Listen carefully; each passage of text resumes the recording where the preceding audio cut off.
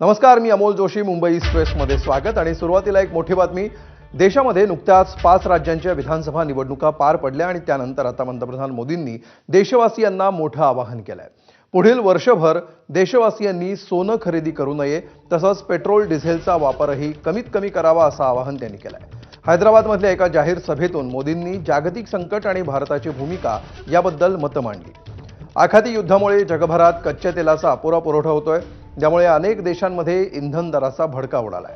यामुळे मोदींच्या आवाहनामुळे पुढील काळात नेमकी काय परिस्थिती ओढवणार याबद्दल लोकांच्या मनात अनेक प्रश्न उपस्थित होत आहेत.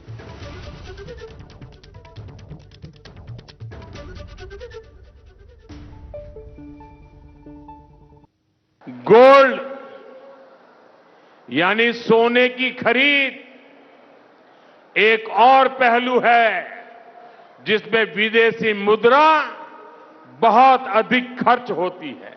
हमको ये तय करना पड़ेगा कि साल भर तक घर में कोई भी फंक्शन हो, कोई भी कार्यक्रम हो, हम सोने के गहने नहीं खरीदेंगे, सोना नहीं खरीदेंगे.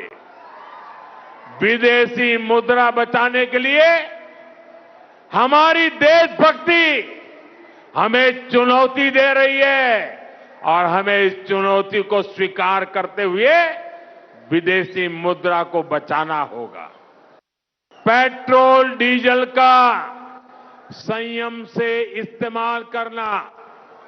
साथियों, हमें पेट्रोल डीजल का उपयोग कम करना होगा. शहरों में जहां मेट्रो है, वहां हम तय करें कि हम मेट्रो का ही उपयोग करेंगे, ज्यादा से ज्यादा मेट्रो में ही जाएंगे. ऐसे ही खाने के तेल का भी है. इसके आयात के लिए भी बहुत बड़ी मात्रा में हमें विदेशी मुद्रा खर्च करनी पड़ती है. हर परिवार अगर खाने के तेल में खाने का तेल का जो उपयोग करता है, अगर वो कुछ कमी करे, मैंने बार बार कहा है 10% कम करो. अगर हम तेल खाना कम करें ना, तो भी वो देशभक्ति का बहुत बड़ा काम है. तर पंतप्रधान नरेंद्र मोदींनी देशवासियांना नेमकी कुठली कुठली काय काय आवाहनं केली आहेत, ग्राफिक्सच्या माध्यमातून बघूया. एकूण 9 आवाहनं आहेत प्रामुख्यानं. त्यामध्ये पेट्रोल आणि डिझेलचा वापर जपून करा, इंधनाचे दर खूप वाढलेत असं त्यांनी म्हटलंय. कच्चं तेल वाचवण्यावर भर द्या, खाद्यतेलाचा वापर मर्यादित आणि जपून करा, पुढील वर्षभर सोनं खरेदी नको, परकीय उत्पादनांची खरेदी कमी करा, वर्षभर परदेशी प्रवास टाळा, परकीय चलन वाचवा, परकीय चलन साठा कमी होऊ द्यायचा नाही, जास्तीत जास्त मेट्रोनं प्रवास करा आणि इलेक्ट्रिक वाहनानं प्रवास करा, वर्क फ्रॉम होमसह ऑनलाईन बैठकांवर भर द्या.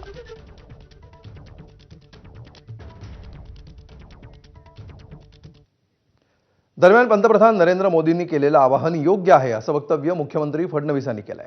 त्यामुळे आता गरजेप्रमाणे तेल आणि गॅसचा वापर करा असं फडणवीसांनी सांगितलंय.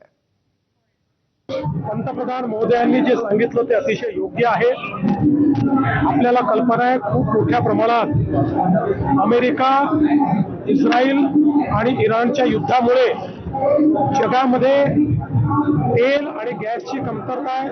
आपण जर त्याचा योग्य उपयोग केला नाही, त्याचा नाश केला, मोठ्या प्रमाणात अधिकचा उपयोग केला, तर आपल्यालाही अडचणींचा सामना करावा लागू शकतो. आवश्यकतेनुसारच उपयोग, हे जे प्रधानमंत्री मोदयांनी सांगितलंय ते सर्वांनी पाळावं असं आमचं आव्हान आहे.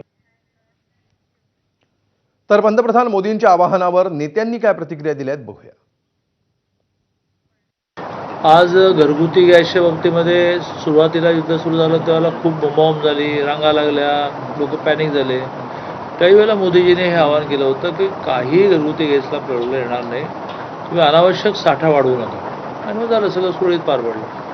कमर्शियल गॅसच्या बाबतीमध्ये त्याने हा आग्रह धरलेला आहे की आपल्या देशात तयार होणारा जो गॅस आहे, जो पाईपने मिळतो, तो हळूहळू सगळ्या हॉटेल्सने, खानावळीने आणि मेसने तो गॅस लावून घेतला पाहिजे. आणि सगळ्यात महत्त्वाचं म्हणजे त्याचा शॉर्टफॉल होणार नाही, त्यातून निर्माण होणारा पैसा आपल्या देशात राहील.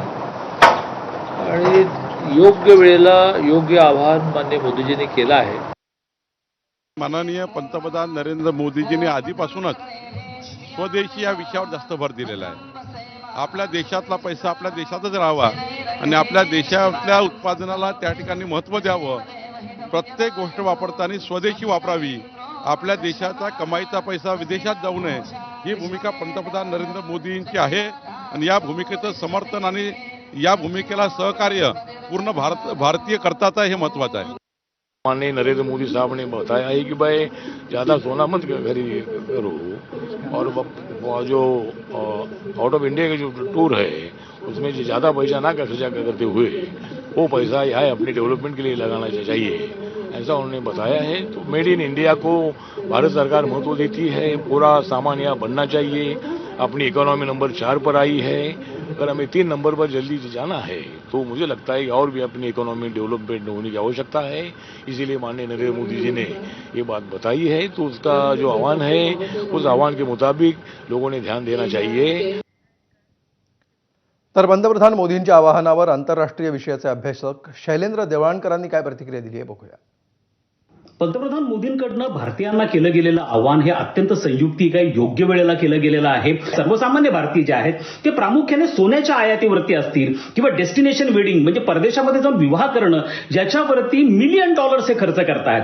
केवळ जानेवारी 2026 या एका महिन्यामध्ये भारतीयांनी $12 बिलियन सोनं हे आयात केलेलं होतं. आणि ह्या सोन्याचा व्यवहार असेल, तेलाचा व्यवहार असेल, हे सगळे व्यवहार प्रामुख्याने डॉलरमध्ये केले जातात. जर आखातामधली परिस्थिती भविष्यामध्ये चिघळली तर आपल्याला महागातलं तेल हे डॉलरमध्ये खरेदी करावं लागणार आहे. त्यामुळे हा जो क्षण आहे हा डॉलरचं सेव्हिंग करण्याचा, डॉलरची बचत करण्याचा आहे.